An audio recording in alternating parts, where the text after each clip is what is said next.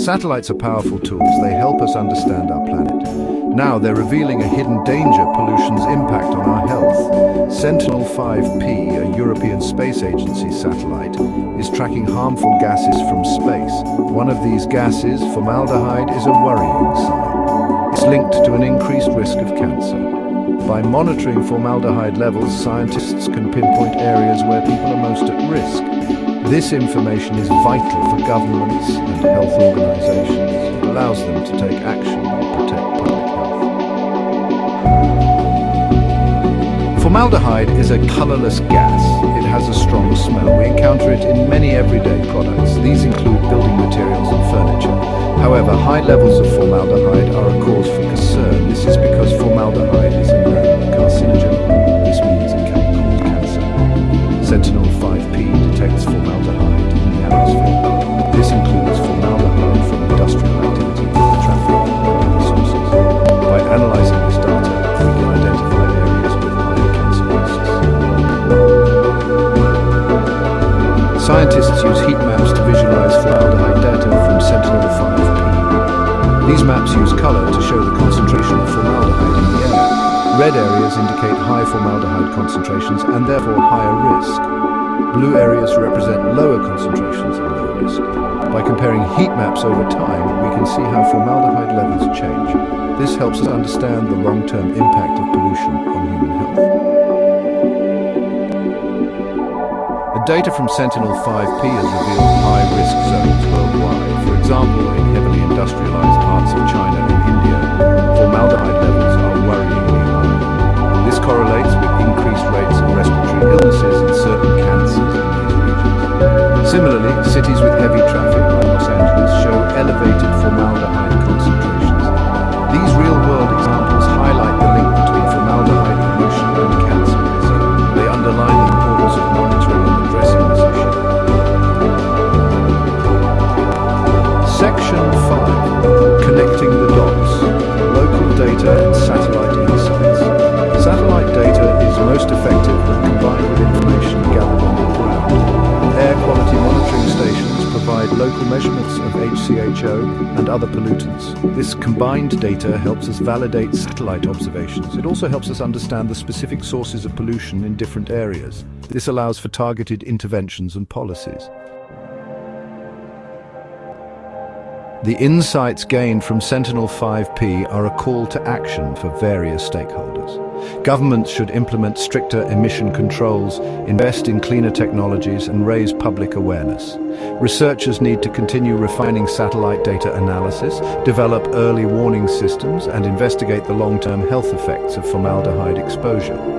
Public health officials can use this data to inform public health campaigns, target vulnerable populations, and develop strategies for reducing exposure. The effects of formaldehyde exposure can be both immediate and long-term. In the short term, it can irritate the eyes, nose, and throat, causing respiratory problems. Long-term exposure is linked to an increased risk of certain cancers, including nasopharyngeal cancer and leukemia. Understanding these risks is crucial for developing effective public health policies. The Sentinel-5P's ability to track formaldehyde is just the beginning. Satellites are becoming increasingly sophisticated. We can now monitor a wide range of pollutants. This data will be invaluable in our fight against pollution and its effects on human health. It will allow us to create a cleaner, healthier future for everyone. The link between formaldehyde pollution and cancer risk is clear. Satellite data like that from Sentinel-5P provides us with a powerful tool to understand and address this global challenge. By using this data wisely, we can make informed decisions and implement effective policies to protect public health. In doing so, we can create a healthier future for all.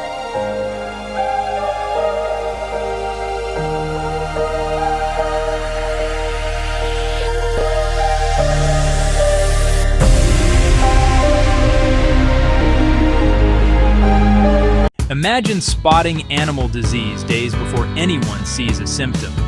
By looking down from space, that's the core idea behind Sentinel Livestock. I use Copernicus satellites to read environmental tells that show up when herds are stressed and pathogens start to spread.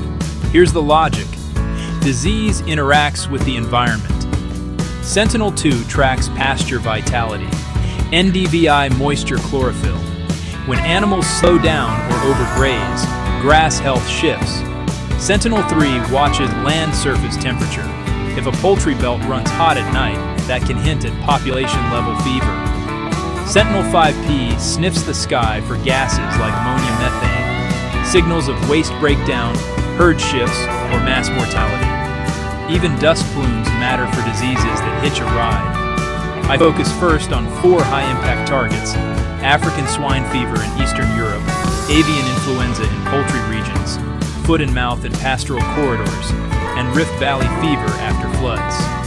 Under the hood, I build a spatio-temporal data cube: Sentinel-2, Sentinel-3, Sentinel-5P plus weather, farm footprints, and movement records. I set seasonal baselines, then let unsupervised models flag weird patterns. Think isolation forests and autoencoders. For risks like RVF, supervised models turn precursors into forecast maps. Ground truth matters, so I pair satellites with low-cost farm sensors for HCHOCO, ethylene, and NH3. When a sensor blips, I rewind the satellite feeds to learn the earlier signature and train the system to catch it next time. All of this flows into Vet Sentinel, a simple map, tiered alerts, and an AI assistant that explains why a region just flipped from watch to warning and what to do next, why this matters. It moves us from reacting to outbreaks to anticipating them, globally, consistently, and fast. Roadmap. Phase 1, proof in one region. Phase 2, validation in AI. Phase 3, operational pilots with partners. If you work in veterinary health, satellites, or sensors, I'm looking for pilot sites and data partners. Let's build the first astroepidemiology early warning network.